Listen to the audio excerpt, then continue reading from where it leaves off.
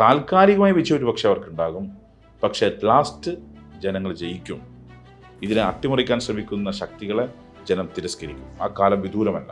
ഞാനൊരു ഒപ്റ്റിമിസ്റ്റാണ്. കേന്ദ്ര പാർലമെൻറ്റിനോട് ഉത്തരവാദിത്തമുള്ള കേന്ദ്ര മന്ത്രിസഭയ്ക്ക് തീരുമാനിക്കാം ഏതൊക്കെ സംസ്ഥാനങ്ങളിൽ ഏതൊക്കെ ബില്ലുകൾ പാസ്സാക്കണമെന്ന് എന്നൊരവസ്ഥ നമ്മുടെ നാട്ടിൽ ഇപ്പോഴുണ്ടോ? ഉണ്ട്. അത് അങ്ങനെയാണെങ്കിൽ അത് RSSൻ്റെ ഒറിജിനൽ തീമിന് അനുസരിച്ച് വരികയില്ല. അങ്ങനൊരു നമ്മുടെ ജനാധിപത്യത്തിന് വളരെ അടിസ്ഥാനപരമായിട്ടുള്ള ഫെഡറൽ തത്വം ഒരു വെല്ലുവിളി നേരിടുന്നില്ല.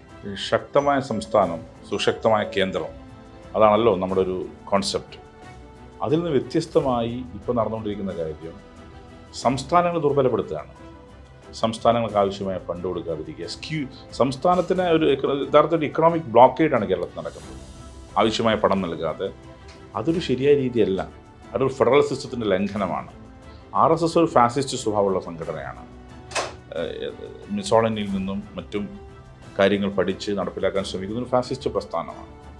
അവർ ഈ രീതിയിൽ തന്നെ ഇന്ത്യയെ കൊണ്ടുപോകാൻ ശ്രമിക്കുമെന്ന് ചോദിച്ചാൽ നടക്കില്ല ഇന്ത്യയിൽ. കാരണം ഇന്ത്യയുടെ ജനിതക ഘടനയ്ക്ക് DNA ഒരു പ്രത്യേകതയുണ്ട്. ആ DNA എറഗൻസിനെതിരാണ്.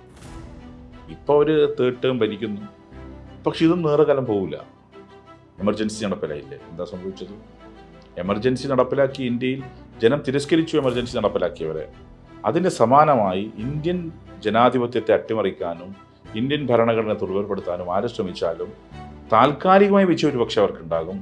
പക്ഷേ അറ്റ് ലാസ്റ്റ് ജനങ്ങൾ ജയിക്കും. ഇതിനെ അട്ടിമറിക്കാൻ ശ്രമിക്കുന്ന ശക്തികളെ ജനം തിരസ്കരിക്കും. ആ കാലം വിദൂരമല്ല. ഞാനൊരു ഒപ്റ്റിമിസ്റ്റാണ്.